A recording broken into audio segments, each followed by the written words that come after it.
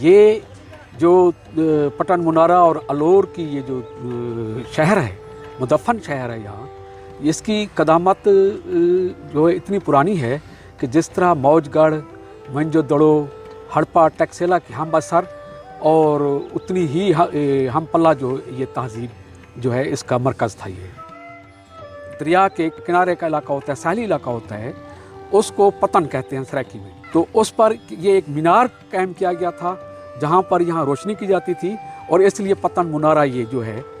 ये मशहूर हुआ। ये जो जहाज़ होते थे वो यहाँ लंगर अंदाज होते थे, और उनकी रहनुमाई के लिए रात को ये लाइट हाउस का काम करता था। एक मशहूर चीनी सियाह और मौरख ह्योन त्सांग ने भी यहाँ विज़िट किया था, और उन्होंने अपनी तारीख़ में इसका ज़िक्र किया, और उसने इसको शनपी लोलो कहा था, यानी लाइट हाउस।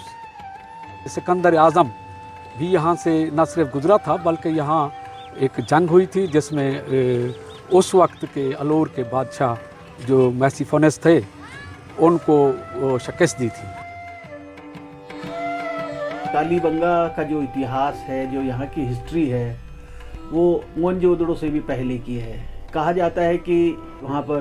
बहुत बड़ा जलजला आया था, उसकी वजह से कालीबंगा में न केवल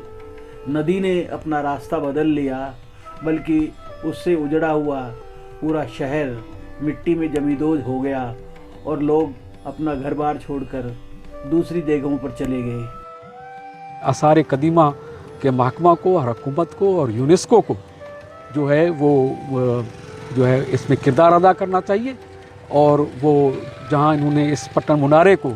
तो प्रिजर्व किया है, महफूज किया है, लेकिन इसको आलमी विरसा करार दिया जाना चाहिए, और जो इस यहाँ मुदफ़न शहर है उसकी खुदाई की जाए, और वहाँ एक माजी की जो तहज़ीब है उसको आज की तहज़ीब के साथ जोड़ा जाए।